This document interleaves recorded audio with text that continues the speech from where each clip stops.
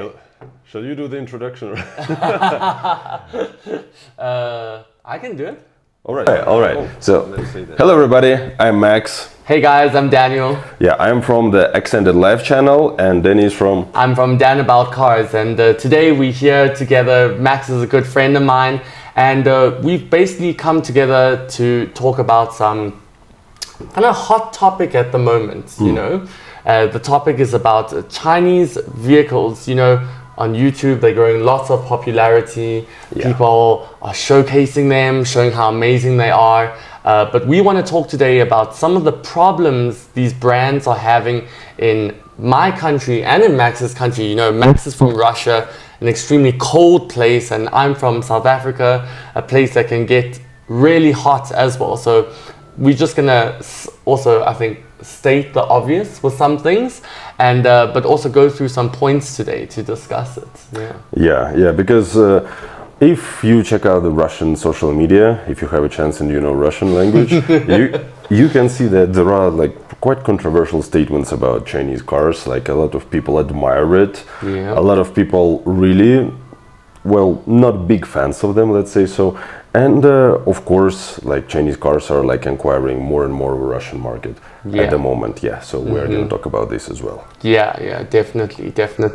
So, I mean, Max, let's start from your perspective first. I mean, you know, in South Africa, we'll dive into it more just now, but Chinese brands are gaining traction because people are becoming more interested in them, mainly for their technology and for their pricing. You know, the pricing is really the main factor that's drawing people in compared with the German brands, the Japanese brands. So I'm curious to know from Russia's perspective, how have they entered the market, and what are people's opinions? Yeah, I think the biggest entry point was when the like special military operation in Russia started, you know, like the war between Russia and Ukraine.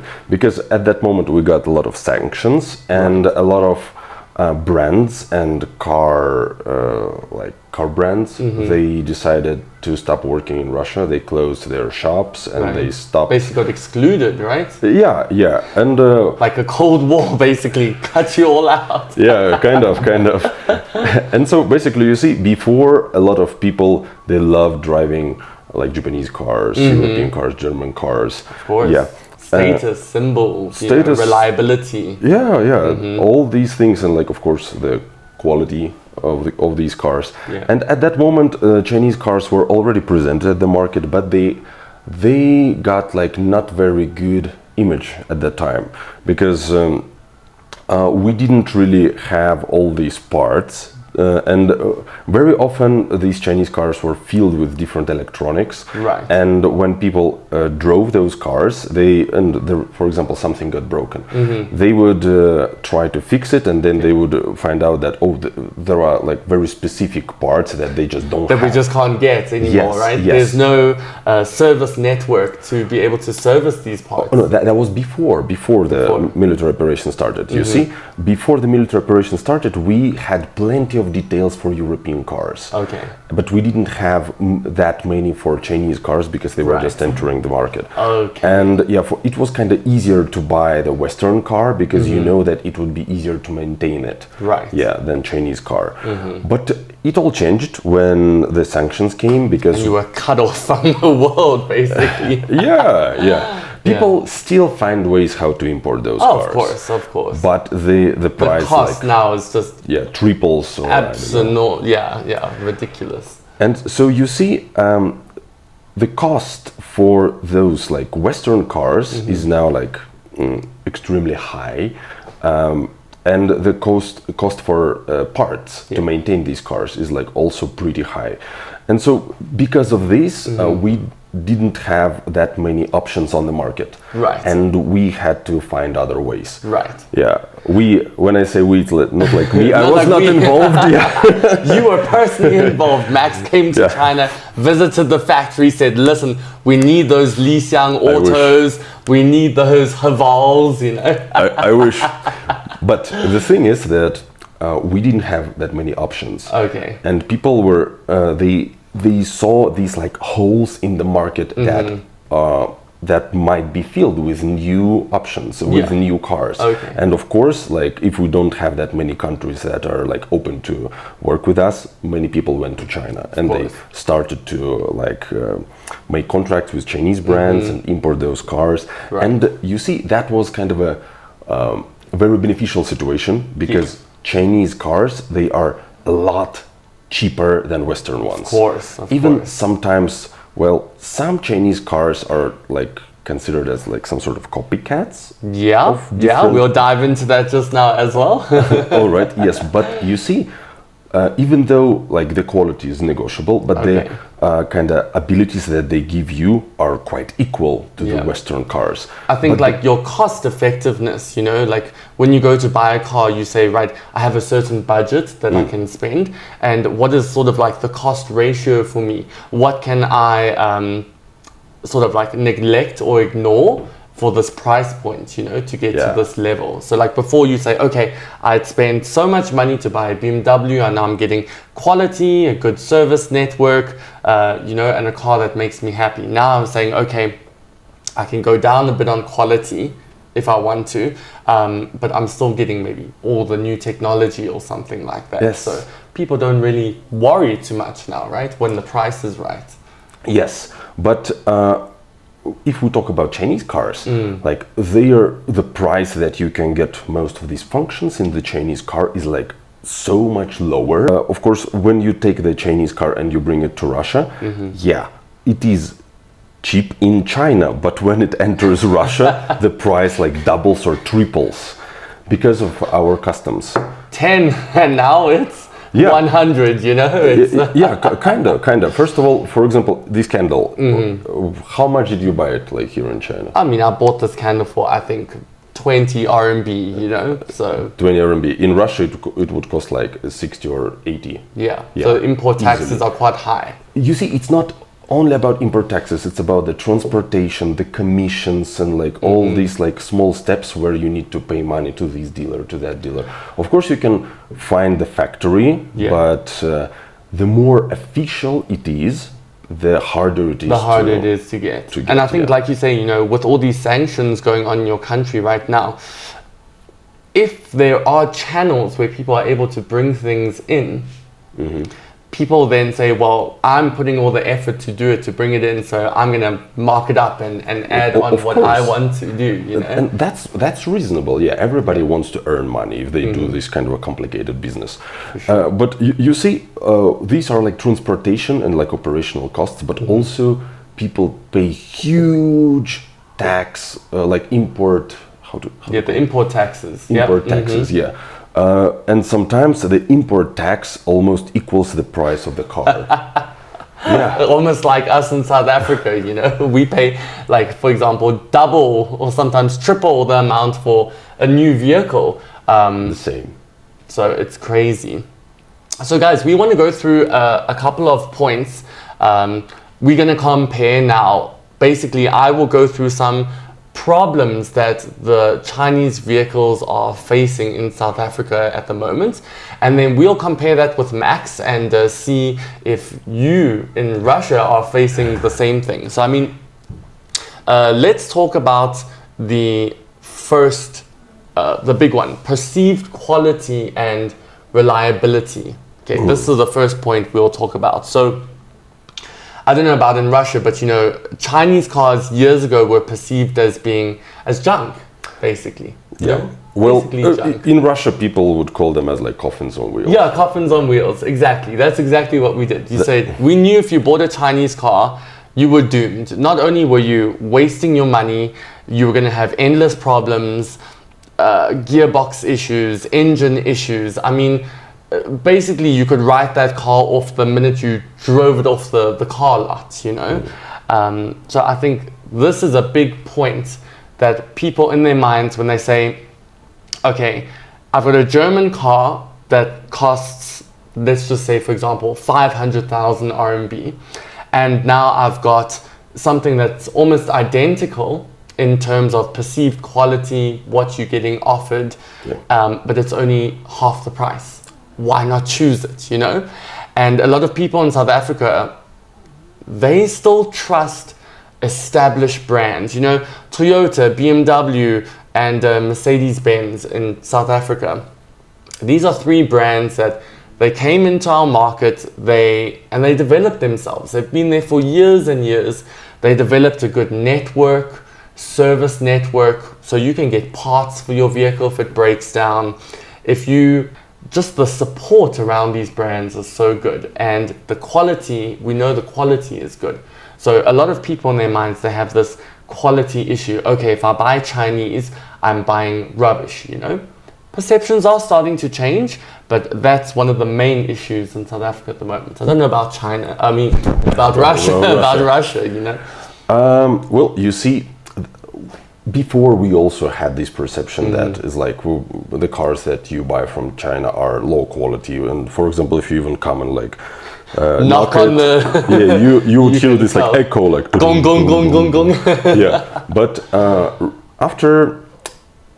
I think after all the sanctions got like fallen on Russia, also Chinese car manufacturers and Chinese businessmen, they also saw a lot of opportunities in it, and they decided to take the Russian market like more seriously. Yes. And so they started to probably introduce more advanced versions to a Russian market, and we got more and more cars imported in Russia because we didn't have many other options. Of course. Yeah, so you're almost like forced to choose Chinese now, you know? Yes, a little bit. But you see, through this, we kind of started to discover how many nice options there are actually. Right. Comparing like the price and quality, we realized that there are some like really good deals. Yes, yes.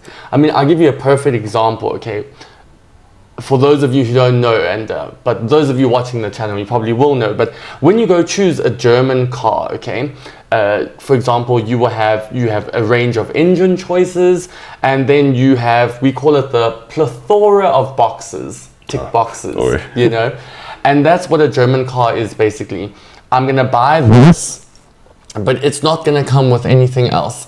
If I want a nice cover for this, that's a box I need to check, you know. If I want leather seats, that's a box I need to check. So there are a lot of standard features that Chinese cars are giving you that are optional extras on German vehicles, you know. So in our minds as consumers, especially with the way the world economic situation is and strapped for cash and like your country sanctions, we now are saying, okay, why not give the Chinese an opportunity? Let's go try them out, you know? Yeah. Okay, guys, so I mean, if you go and you buy a Chinese car, I mean, anything from like 100,000 RMB and up, you know, depending on the brand that you buy, you're getting electric seats, leather seats. It might not be real leather, but you're getting leather seats. You're getting cooled and heated seats. You're getting a reverse camera. You're even getting parking sensors, you know? And on these German cars, a lot of these are optional extras. So people are saying, come on, we're in 2025 now. Why are such basic things still extras, you know? Yeah. So it makes the choice to choose a Chinese vehicle so much more tempting, you know? And I mean, I remember I was chatting with a Chinese friend of mine, and he said, you know, I watched one of your videos and you're talking about all these things, but us as Chinese people, we're so used to all these features now. So for us, if you highlight this as a feature of a car, we don't really see it as a feature, you know? They say like, why are you talking about that? Yeah, why do you even mention that? Why do you even mention that, you know? But, so they say, why do you even mention that, you know? Because we're so used to those features now on our local branded cars that it's not even something someone should consider or think twice about, you know? Yes, yes. And I think that it is actually good because I think that it is how it is supposed to be. Like all these functions, if it can be included in the price, why not to keep it this way? Why they decided to go backwards and start to exclude these like features and make them paid for additional fee. So I think that Chinese cars here make a good example, and they kind of force the market to kind of adjust to it. For sure. And you see also about the perception of Chinese cars in Russia nowadays. Right now, we see all these amazing cars like Li Xiang. They have these amazing features. It looks like cars from future. They Right. have all these screens that are like popping out everywhere. Yeah. Like voice commands. Voice commands, activations, close my window, open the window, start the car. Yeah, you know? like 360-degree views. And we checked the Xiaomi SU7 before, and we compared it to Tesla, right? Yeah, yeah. Yeah. And the Xiaomi SU7 is also very closely compared with Porsche, right? Yeah, for sure. And Porsche in Russia would cost like a house, like a 2-3 floor house, I suppose. Yeah, I mean, like $1 million RMB, you know, almost. I don't know how much that is in rubles, you know. So. Shitloads. So, and you see, and you can see very few Porsches, for example, in my hometown, even though my hometown is the capital of my republic. Right. Yeah. You can see very few of them. But here with Xiaomi, you can get almost the same level car that can get from 0 to 100 in like several seconds. Yeah. And it's just super comfortable. I loved it so much. And it's just like the friction of price of a Porsche, right? Yeah. Yeah. Of course, when you import this car to Russia, you then pay double. You then it's pay still double. cheaper than a Porsche. but the price of Xiaomi doubled is still a lot cheaper than price of Porsche doubled or tripled, you know? Yeah. Exactly. We still, you know, it makes a difference for sure. But there is another problem that because of our climate, Yes. a lot of electro cars, they just cannot handle it. Yeah. I heard that sometimes Chinese car they have issues with transmission because of like the state of our roads. Yeah, but another thing is the batteries. That when it's very cold, the capacity of the battery decreases like to 30% of its full capacity. Yeah. Yeah, and Well, I mean, you know, it's general physics when it comes to batteries. You know, I mean, everyone argues and say, batteries are so advanced, and that at the end of the day, a battery still operates within a certain operating temperature, you know, where it's at its optimal. You go too hot and you start degrading the battery. You go too cold, you start degrading the battery, you know? And yes, all these cars, especially Tesla, I mean, they're world renowned for their energy management system. But if you're in a super cold environment, doesn't matter where you are, that management system needs to use energy from the battery to keep the battery at a certain temperature, you know, and vice versa. In my country, it's super hot, so it now needs to work overtime to keep itself cool, you know. So, and if you're in a cold environment, you're going to turn on the heater. If you're in a warm environment, you're going to turn on the air conditioner. And even these systems are designed to work with an electric car, you know, and with a battery, and they work different from conventional systems. It still takes away, like you say, in Russia, it's like minus 30 or something. It's gonna take away 30% of your battery if you want. And if you hear this snoring, if you hear snoring, that's the third host of our today's video. Yeah. All right, go. Joining us. Yeah, so I mean, I can well understand that, you know, these are a lot of problems, and inherently a lot of Chinese manufacturers are making electric cars. Yeah. So you have to sit down and really ask yourself the question, are these vehicles, the way they're being marketed, are they really suitable for our climate, for our countries, you know? Yeah, and I think that maybe viewers will ask, well, how about hybrids? Yeah. And that's actually a good point. Hybrids are pretty popular in Russia now. They are more expensive, of course. Of course, yeah. But considering the climate, they do a lot better in our climate than just electrical cars, yeah. You know, I always have this argument with people, and especially here, you know, people get very upset and that, but a lot of the Western world is not, the infrastructure and everything is not geared towards electric vehicles, you know. China is blessed in the fact that they've got lots of mountain ranges, they have areas, it's a massive country, you know. So, I mean, 30 to 40% of their power now is generated through renewable energy, okay.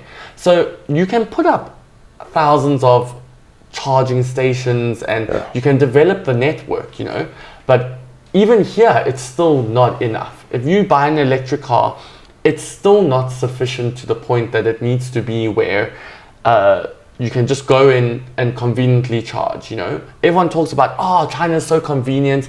But when you actually talk with people who own electric vehicles here, they'll tell you, you go to a fast charging station, a public one, okay?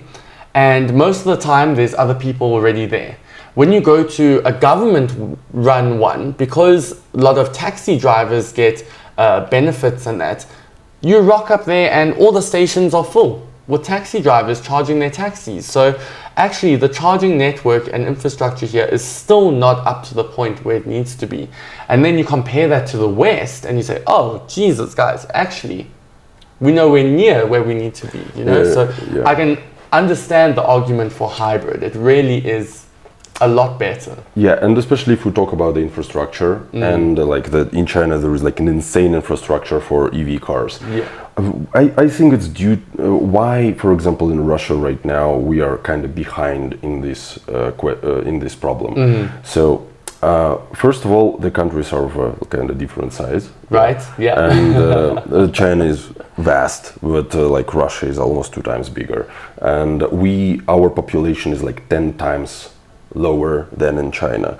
And that also gives you the point that maybe to sustain this amount of roads on the vastness of the country takes kind of more money, but all this money still come from people who pay taxes. And if we have 10 times less people, then you have 10 times less taxes, you know? Exactly. Yes, and 10 times less money to spend them on the infrastructure, the road infrastructure. Exactly. So, but guys, don't get me wrong. We won't go into too much. I'm not an infrastructure specialist. Sure, I'm not a professional. Neither am I. So, but we just talk about what we know, you know, and from what we hear and the news and things like what that. we absorb from social media. Yeah. So I think that's one thing, one problem, and even if we talk about like electro bikes.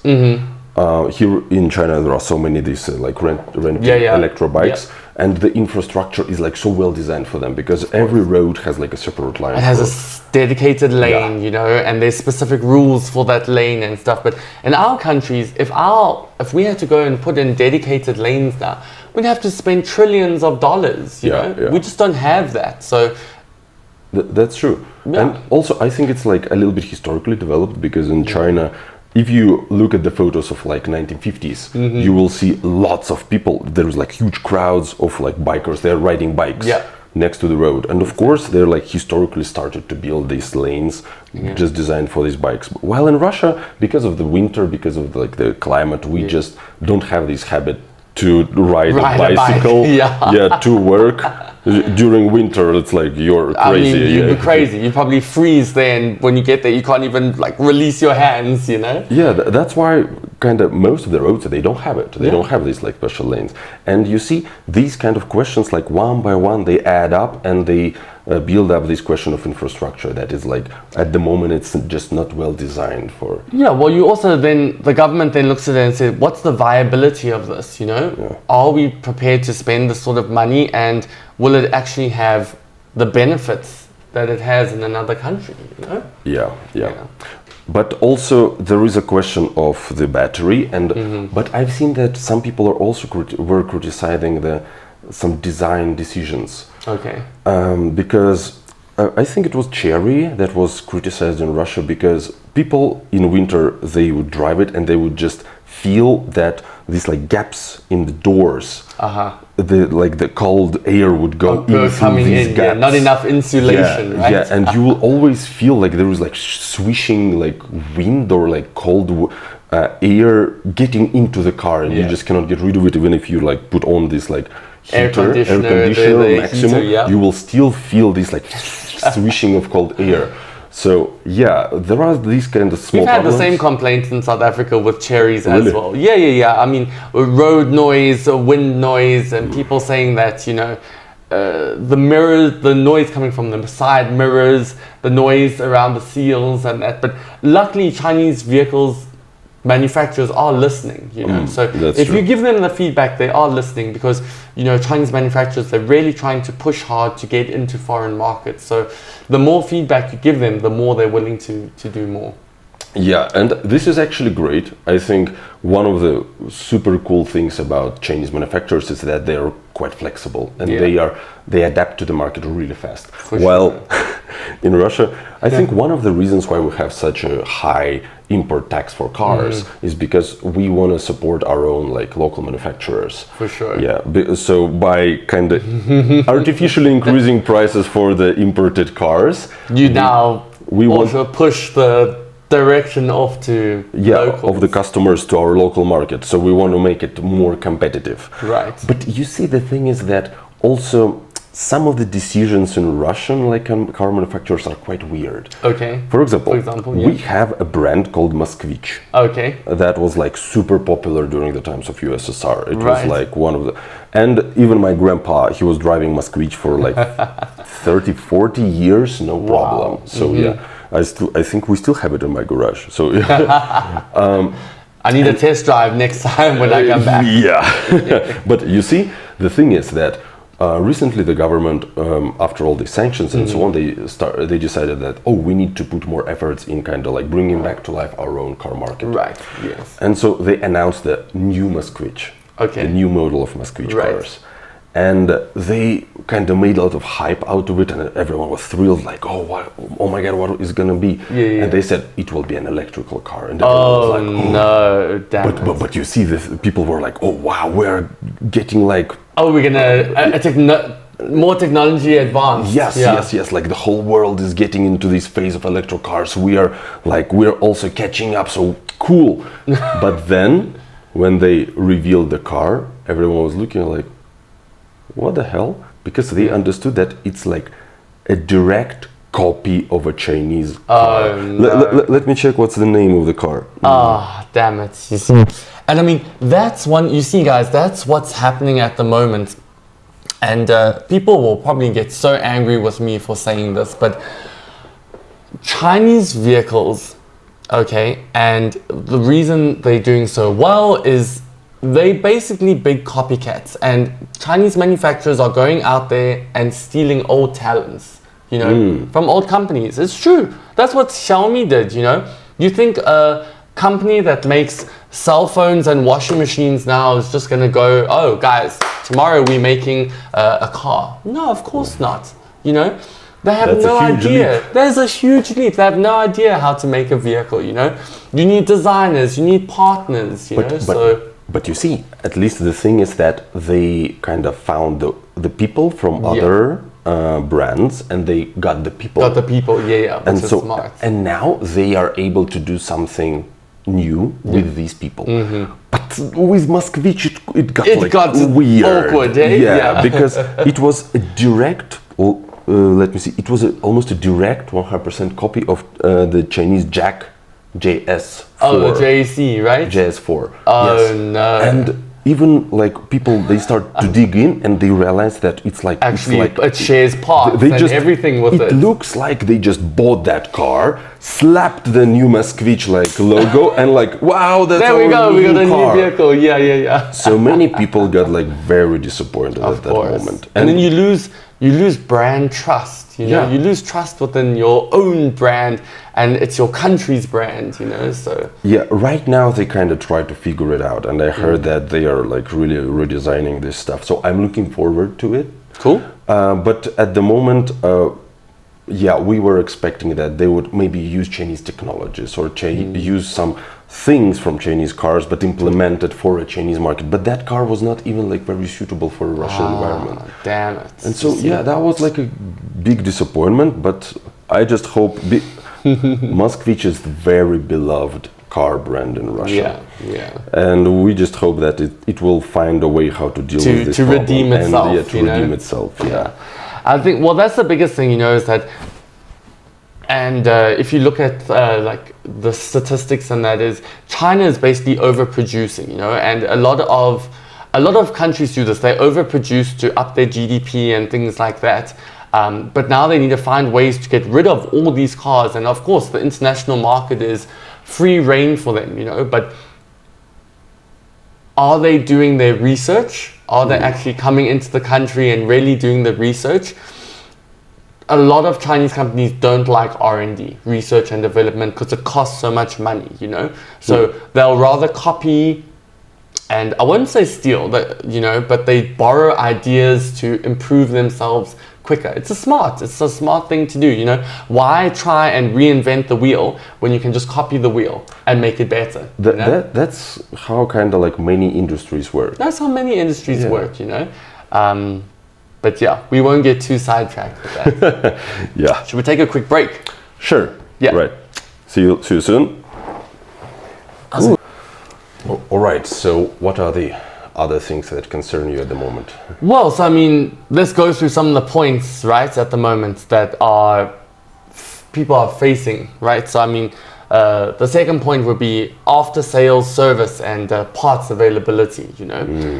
Let's just touch on this briefly. So if we look at established brands within our country, I mean, let's say like Russia before the sanctions happened, you know, these international brands, they came in and they really put a lot of investment into the country, you know, and they developed these service networks. So you have lots of dealerships, you know, they'll make sure that every town, major town and second tier city has a dealership and a service network. So example, I have a problem with my car. I just call the dealer and I say, hey, listen, I've got a problem with my car.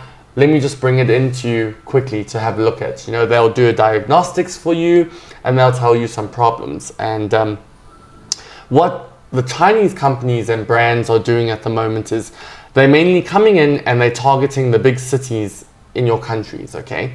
To try and minimize the cost, but also get like a brand awareness. So for example, they're coming into like Beijing, Shanghai, and Shenzhen, and maybe Chengdu, for example, you know, your tier 1 cities.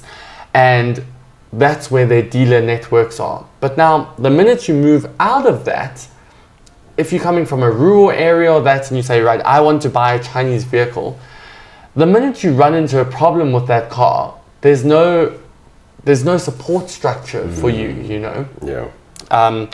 If I have a Toyota in South Africa and I have a problem with it, I can take it to, for example, a Suzuki dealership, you know, and they might have a part there that's suitable for the vehicle, you know. Or if I drive a VW, I can go to there's a huge support network for that vehicle, you know. So I am going to find a part, or I am going to get a service from somewhere, you know, whereas a lot of these Chinese cars, you can't just rock up somewhere and say, hey, I need you to fix this. Most mechanics don't know how to fix them. They don't know about the vehicle in itself. There's just not enough resources in our country for it. Yeah, and I think Russia is probably facing the same problem. Yeah. We also have the same problem. Yeah, but right now, recently, I have many, because we live in China, and sometimes we kind of meet people who have their own businesses or who do international trading. Yeah. And recently I meet plenty of Chinese businessmen who tell me, oh, Max, like, can you help us like enter the like Chinese market or Russian market, car market? Like get our products there. You know? I'm like, okay, cool. So what can you find? They're like, oh yeah, we can get you anything. Like we specialize in car parts, and like, okay, for like which brands, maybe which cars? They're like, we can get everything. Oh, okay. I'm like, all right. Yeah. And they say like we can get everything for like the like quarter of the price of like the original parts. So, and you see, it is so easy for them, but it also raises the question of like the quality of those parts. Of course, yeah. That's the biggest thing. Do they have all the certifications and everything? Yeah. But it is like it gets so popular. So I start to suppose that many of these kind of I'm not sure about I cannot call them low quality because I'm not an expert. I didn't do the check, but I just suppose that the quality may be lower than the original parts. For sure. I suppose that they start to enter the Russian market in such like big scales that it gets really hard to understand like which ones are reliable or not. For sure. Well, you know, we always have this argument when your car is now out of its service plan, maintenance plan. do you go OEM or do you go original parts, you know? So it's like, do you go original manufacturer or do you now go aftermarket, you know? And in much cases, some aftermarket products are better, but a lot of the Chinese aftermarket parts are of a less quality, you know? So you can maybe say, I replace my shocks with an unknown brand from China. Maybe I will be able to drive 50,000 kilometers on those shocks, you know? Whereas your original, you'll be able to drive 200,000 kilometers on it, you know, just as a silly example. Yeah, I understand. Yeah. The next point I want to talk about is resale value and depreciation, you know? And how do we talk about resale value is a customer's perception of a brand, okay? So if I perceive this to have good quality and in the market it's known that it's good quality, it's reliable, your resale value then is high, okay? Yeah. So for example, if I take my iPhone that I've had for 2 years and I want to go swap it in for a new model, I'm probably going to get a higher value than you are, for example, your Huawei, you know, if you have a Huawei. Also because people know the brand, it's reliable, they know it works well, you know. And that's the problem a lot of people are having, is that you say, okay, you buy a Chinese vehicle, you know you tied into that vehicle for the next 5 years, hoping it will last 5 years, you know. But should you come after 3 years, you've driven the car for 80,000 kilometers, you want to trade it in, you're going to get a lot lower value than for that vehicle than you are for, say, a Toyota equivalent or BMW or a Mercedes equivalent, you know, because the brand quality and the perception of that brand is just not there yet, you know. Yeah, I understand. But if we talk, for example, about Chinese cars in Russia, we have many people who, you see, it's kind of funny because social media kind of form your perception of some product, of course, in many ways. Yeah. And because right now China is like, it's a hype topic. Well, let's be honest. Yeah, of course.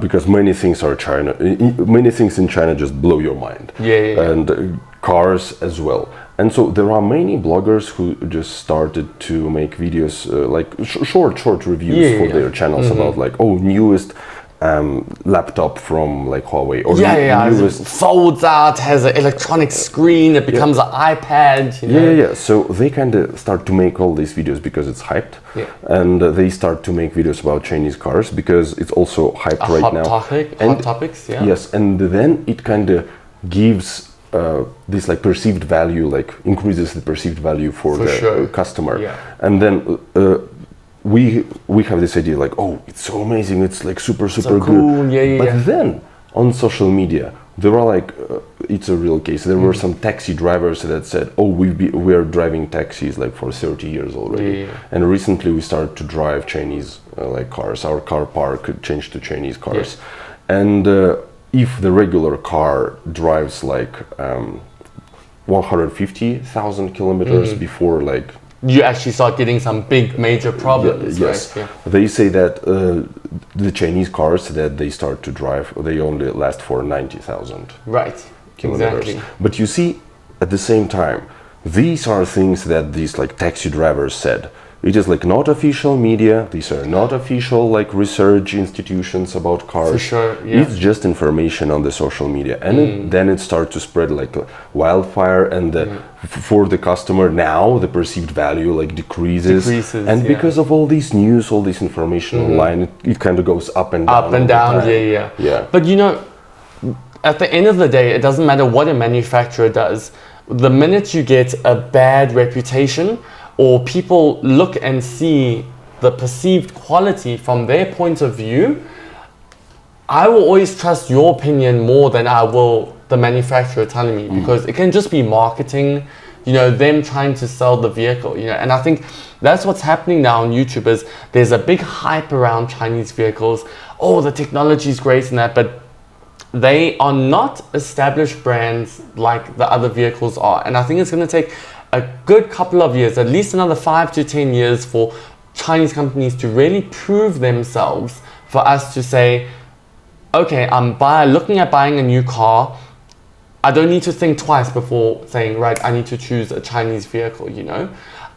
If I go now as someone who loves cars and that, and I say, I need a reliable car for my family, and that's going to last me 5 years, I don't have the confidence in a Chinese brand yet to say, I'm going to buy a Chinese vehicle now and know for the next 5 years, I'm not going to have problems with it. Or should I run into a problem, that the service network and the support is there for me, you know?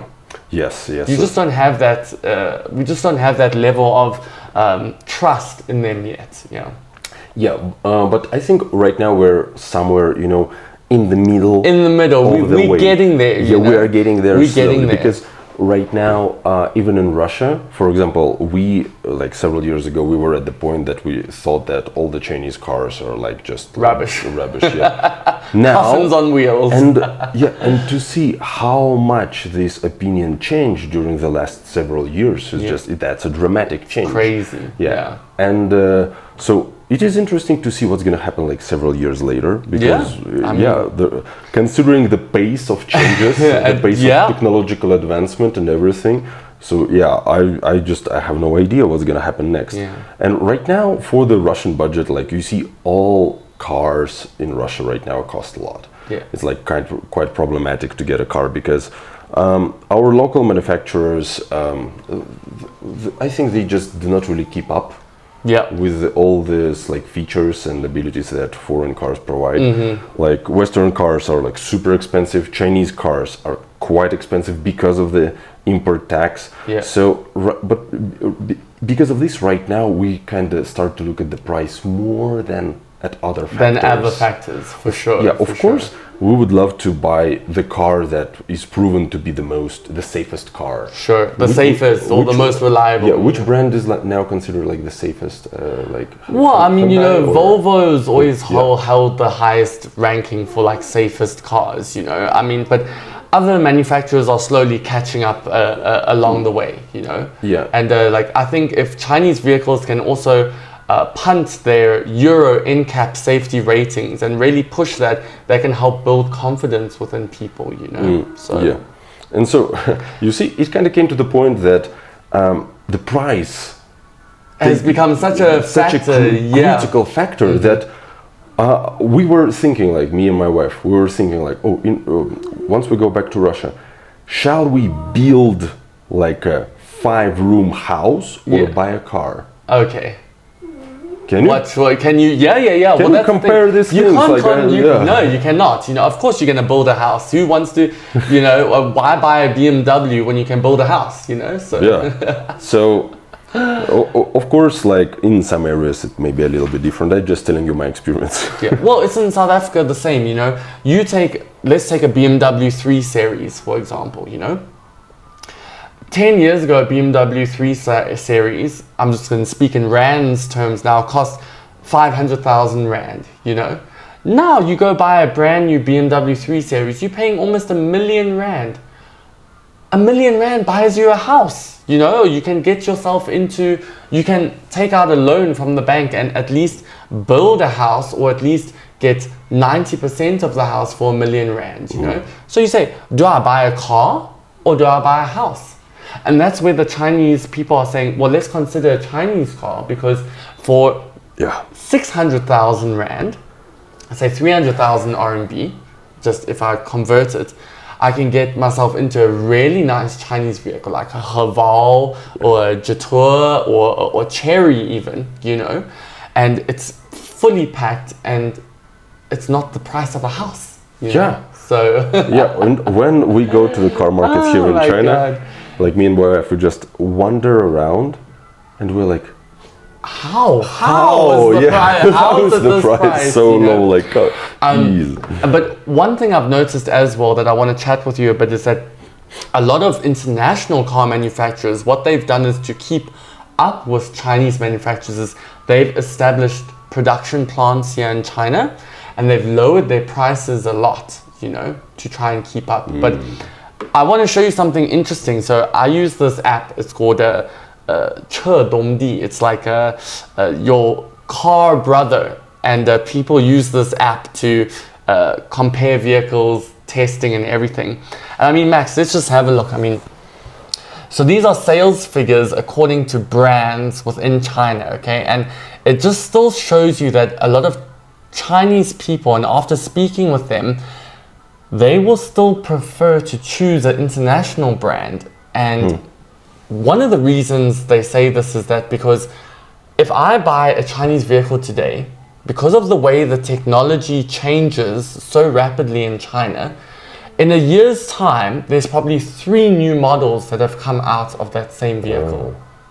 So now my vehicle that I bought last year is now obsolete already by the end of this year because the pace moves so quickly, you know.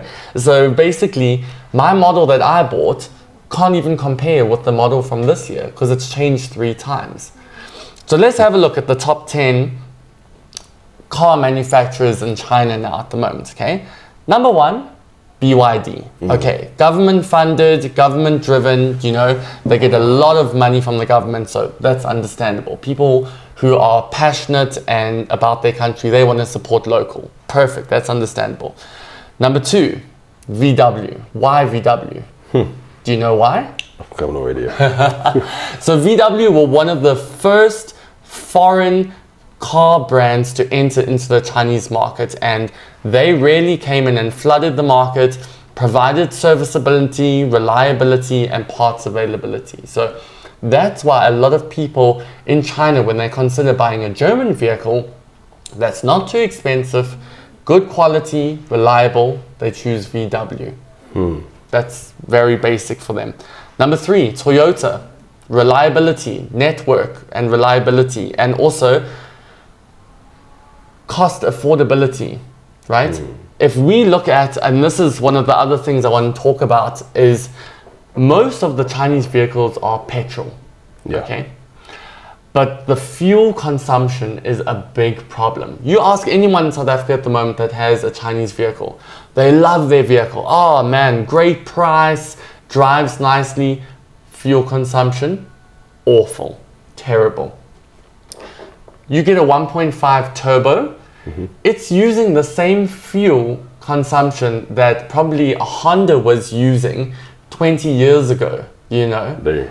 Like 10 liters per 100, for example. If you're using 10 liters of fuel, that's something that we would say 15 years ago, say, oh, that's understandable, it's acceptable. But in 2025, guys, you got a 1.5 turbo using 10 liters per 100 when you're doing highway driving and a bit of town driving. That's not acceptable anymore, you know. So that's why taxi drivers and things, that's why Toyota's still up here, because they're buying the hybrids, they're buying the naturally aspirated 2 liters, because in 2025, your 2-liter engine on the highway should be using 5-6 liters. So it's just more cost efficient. It's just more cost effective, you know, and cost efficient, yeah. I mean, okay, then we got some Chinese brands here, Geely, you know, and Great Wall Motors here. But then as well, again, Honda, Nissan, you know, BMW, Audi, and Mercedes-Benz, you know. These are all in the top 15 vehicles at the moment. So Chinese people are still considering buying international brands for the perceived quality and also for the reliability, and then of course for the resale value. I can drive my car for 3 years, and in 3 years time when I sell it, I'm still going to get a decent value. Whereas today I buy a Chinese vehicle, 100,000 RMB. In 3 years time it's probably worth 30, if that, you know. Yeah, I can imagine. So it's quite a big thing to talk about. So let's sort of see, like, what are the things that Chinese vehicles can do to improve, all right? I mean, we spoke about dealer networks, improving their service deliverables, right? Improving how they deliver their services, more parts availability, okay? And then I think it's also going to come down a lot to customer perception and awareness. So they need to really put a lot of efforts into their marketing and also getting customer feedback, you know? Yeah. And I guess yeah, guys, you need to also define for yourself. Is a Chinese vehicle, most of them are electric, is it suitable for your country? Does it suitable for your needs? And how much emphasis do you place on resale value? Because cars are not cheap anymore, okay? And even Chinese vehicles, when they enter into your market, they might be cheaper, but you say, okay, I buy a Toyota or I buy a Chinese vehicle. After 3 years, I want to sell this vehicle. What sort of money am I going to get back for that vehicle? Yeah, that's one of the considerations. So I want people to start also changing their perceptions. There's a lot of people, oh, Chinese cars are great. Look at this, look at that. But they still have a lot to prove for themselves. Yeah. Yeah. Yeah. Okay, I think that's a good conclusion. A good conclusion, I think. What do you think, Max? Yeah. Yeah, there is like definitely there's room for improvement. Room for improvement. Yeah. But for now, there's considering the pace of changes. Yeah. It's just like I cannot even predict what's gonna happen like next year or 2 years. You remember later. Top Gear? Did you ever watch Top Gear? Yeah. I remember James May and Jeremy Clarkson. They were standing there the one day, and they had.